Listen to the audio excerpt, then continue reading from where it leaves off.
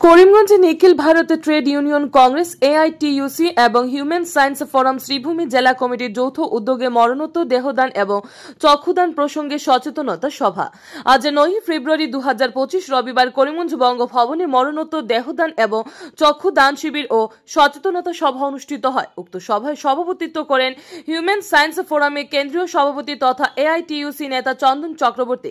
তিনি সভা শুরুতেই উপস্থিত সবাইকে অভিনন্দন জানিয়ে মরণোত্তর দেহদান সম্পর্কে বক্তব্য উপস্থাপন করেন এবং মরণোত্তর দেহদানের প্রয়োজনীয়তা সম্পর্কে অত্যন্ত সুন্দরভাবে বিস্তারিত তুলে ধরেন। চন্দন বাবু বলেন, আমরা দীর্ঘ কয়েক বছর ধরে এই প্রচেষ্টা চালিয়ে যাচ্ছি এবং মানুষের মধ্যে সচেতনতা গড়ে তুলতে কাজ করে যাচ্ছি।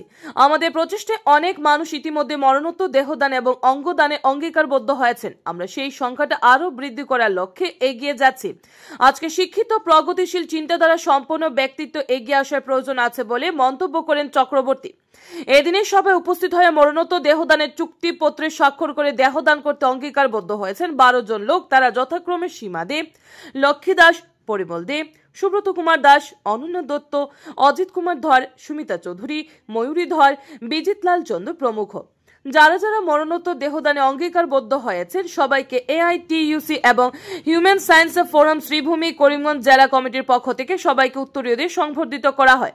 এদিনের সভায় উপস্থিত ছিলেন জেলার বিশিষ্ট চিকিৎসক ডক্টর মোস্তফা আহমেদ, বিশিষ্ট শিক্ষাবিদ সনিত রঞ্জন দত্ত, বিশিষ্ট শিক্ষক শুভন চৌধুরী, হিউম্যান সায়েন্স ফোরামের কেন্দ্রীয় সম্পাদক হানিফ বরভুইয়া, কেন্দ্রীয় কমিটির অন্যতম কর্ণধার বিবেক আচার্য, কেন্দ্রীয় সহ সভাপতি তথা শ্রীভূমি জেলা সম্পাদক মনোজ দেব, শ্রীভূমি জেলা সম্পাদক প্রবীর রঞ্জন নাথ, করিমগঞ্জ প্রেস ক্লাবের সভাপতি পি.কে. রায় প্রমুখ। এদিনের সভায় বক্তব্য রাখেন বিবেক আচার্য, মনোজ দে, প্রবীর রঞ্জন নাথ, পি.কে. রায়, সুশোভন চৌধুরী, সুনীত রঞ্জন দত্ত, ডক্টর মোস্তফা আহমেদ সহ অন্যান্যরা। বিবেক আচার্য বলেন, আমরা মানবিক দৃষ্টিভঙ্গি থেকে এই সকল কাজ করে যাচ্ছি। এখানে যারা মরণোত্তর দেহদান করছেন, মৃত্যু পরবর্তী সময়ে তাদের সকলের মৃতদেহ যেন তাড়াতাড়ি সংরক্ষণ করা হয় সেই ব্যবস্থা করতে হবে, যাতে নির্ধারিত সময়ের মধ্যে দেহটা হাসপাতালে পৌঁছানো যায়, মানুষের কাজে আসে, সেই দিকে সরকারের লক্ষ্য রাখা উচিত। এই সকল মৃতদেহ নেওয়ার জন্য আলাদা করে অ্যাম্বুলেন্সের ব্যবস্থা করা প্রয়োজন। হাসপাতালের আলাদা মর্গ তৈরি করা, আলাদা করে কাফিনের ব্যবস্থা রাখার দাবি জানান তিনি। শেষে উপস্থিত সবাইকে ধন্যবাদ জানিয়ে সভার সমাপ্তি ঘোষণা করেন চন্দন চক্রবর্তী। শ্রীভূমি থেকে সুস্মিতা দাসের প্রতিবেদন। উদ্যোগে আজকে মরণোত্তর দেহদান এবং সচেতনতা সভা অনুষ্ঠিত হয়।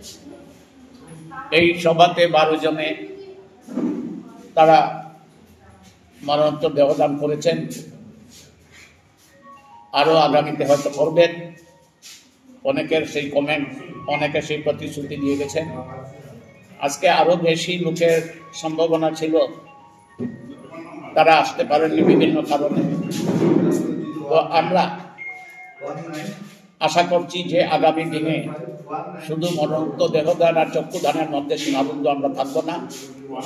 আজকে চিকিৎসা শাস্ত্র যারা গবেষণা করছেন তাদেরকে আমরা এনেছিলাম।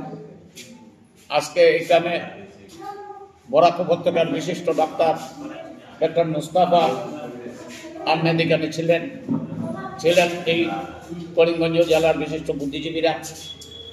তো আমাদের মনে করি এটা একটা দায়বদ্ধতা।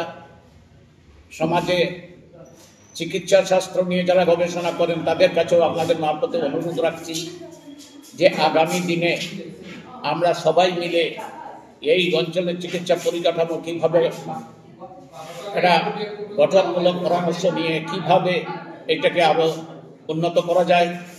কারণ বরাক উপত্যকা মরণোত্তর দেহদান নিয়ে অনেক আগে থেকে দেওয়া হয়েছে, কিন্তু অনেকে সেই সময় শিলচর পর্যন্ত পৌঁছতে অসুবিধা হয়।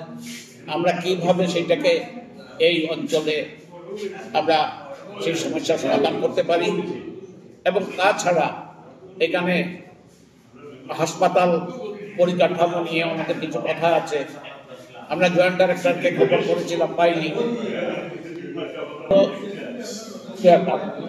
তো আমরা আপনাদের মারফতে সমাজের প্রত্যেক শ্রেণীর লোকদের কাছে অনুরোধ রাখছি, আগামী দিনে আপনারা আমাদেরকে সহযোগিতা করুন।